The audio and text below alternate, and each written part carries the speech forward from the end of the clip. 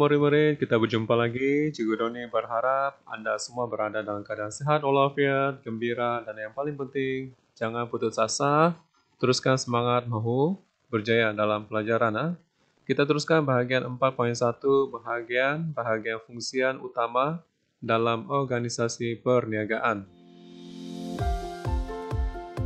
Terangkan konsep bahagian fungsian dalam organisasi. Biasanya sesebuah organisasi mempunyai tanggung jawab dan fungsi yang khusus, dan setiap bahagian ini mempunyai objektif yang khusus bagi atau untuk dicapai, bertujuan untuk mengagikan lagi sumber manusia mengikut kelayakan, pengalaman, dan kemahiran. Contoh bahagian fungsian pentadbiran, bahagian fungsian kewangan, bahagian fungsian teknologi maklumat dan komunikasi atau TMK, bahagian fungsian R&D ataupun penyelidikan dan pembangunan, bahagian fungsian pembelian, bahagian fungsian pemasaran, bahagian fungsian jualan, bahagian fungsian pelanggan. Selepas ini kita akan lihat satu demi satu secara terperinci. Terangkan aspek struktur organisasi. Jadi persoalan di sini, apakah itu struktur organisasi ya? Ini merupakan contoh struktur atau carta organisasi 3 peringkat. Bermula dengan ketua eksekutif, peringkat kedua pengurus pemasaran, pengurus pengeluaran, pengurus keuangan. Kemudian peringkat yang ketiga, penyelia jualan, penyelia kilang, penyelia akaun. Jadi masing-masing mempunyai bahagian. Jadi aspek yang paling penting di sini adalah merupakan susunan dan pembahagian kerja berdasarkan carta organisasi ini. Contohnya bahagian pengurus keuangan, dia melakukan tugas yang berkaitan dengan hal keuangan. Aspek yang kedua adanya hubungan antara ketua dengan pekerja bawahan ataupun rantaian authority. Contohnya kalau kita lihat dalam carta, ketua eksekutif boleh memberikan arahan kepada pengurus pengeluaran, manakala pengurus pengeluaran pula memberikan arahan kepada penyelia kilang. Aspek yang ketiga adalah pekerja mengetahui tanggung jawab dan spesifikasi tugas. Semua sedia maklum. Ini merupakan contoh pembagian tugas berdasarkan jawatan yang diberi. Dan aspek yang keempat adanya hierarki pengurusan, yaitu daripada 4.2 tujuan setiap bahagian fungsian. Persoalan di sini, apakah tujuan bahagian setiap fungsian ataupun kenapa perlunya bahagian-bahagian fungsian dalam organisasi? Pertama, bertujuan pengkhususan kerja ataupun pekerja melakukan kerja yang sama ataupun fokus pada kerja yang sama. Yang kedua, dapat meningkatkan kemahiran pekerja kerana pekerja melakukan kerja yang sama. Yang ketiga, mudah untuk melatih pekerja kerana adanya pengkhususan kerja. Dan yang keempat, kos pengurusan dapat dikurangkan kerana perfungsian sumber. Baiklah, kita lihat bahagian yang pertama, bahagian fungsian pentadbiran. Bahagian ini bertanggung jawab untuk melaksanakan tugas bagi mencapai VMO ataupun visi, misi, dan objektif perniagaan. Bahagian ini antara lain bertujuan bagi menjalankan proses sokongan bagi melancarkan lagi perniagaan tersebut. Peranan bahagian ini termasuklah yang pertama, mengurus, menyimpan, dan menerima dokumen. Yang kedua, menyediakan dokumen. Yang ketiga, mengurus mesyuarat.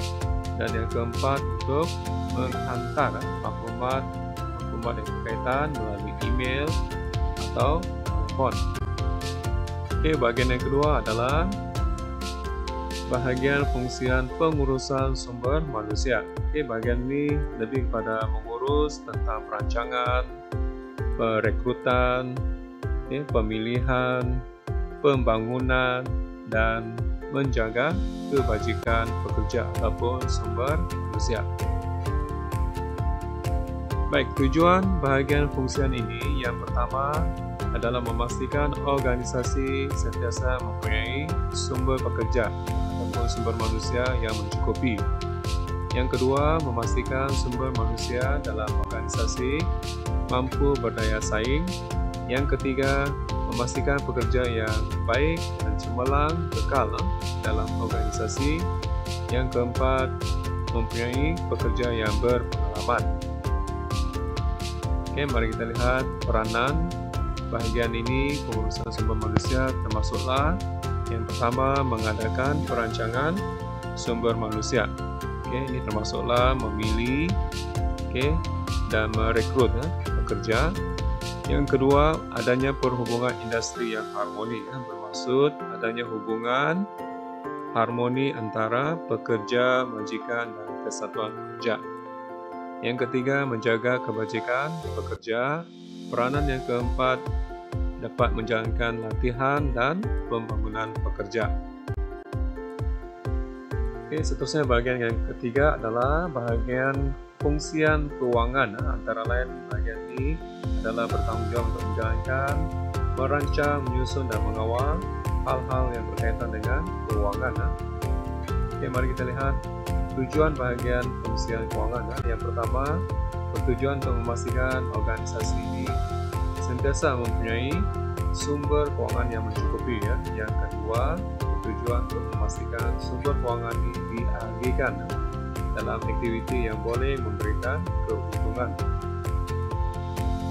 Oke, kita lihat pula peranan bahagian fungsian keuangan. Pertama, membuat perancangan keuangan, yaitu dengan menentukan objektif keuangan secara terperinci. Yang kedua, peranan dia dapat menghadirkan sumber keuangan mengikut bajet yang telah ditetapkan oleh pihak pengurusan. Dan yang ketiga, peranan bahagian ini mengawal keuangan bagi setiap bahagian dalam organisasi. Baiklah, kita lihat bahagian yang keempat, bahagian fungsian teknologi maklumat dan komunikasi ataupun ICT. Bahagian ini lebih kepada meliputi teknologi pengkomputeran dan telekomunikasi dalam perniagaan. Oke, mari kita lihat yang pertama, tujuan bahagian fungsian ICT. Baik, sudah pasti yang pertama membolehkan operasi perniagaan dapat berjalan dengan lancar dan cekap. Yang kedua, bertujuan untuk memudahkan pekerja berkomunikasi melalui intranet. Yang ketiga, memudahkan aktiviti perniagaan melalui e-dagang ataupun e-perolehan dan e-pemasaran.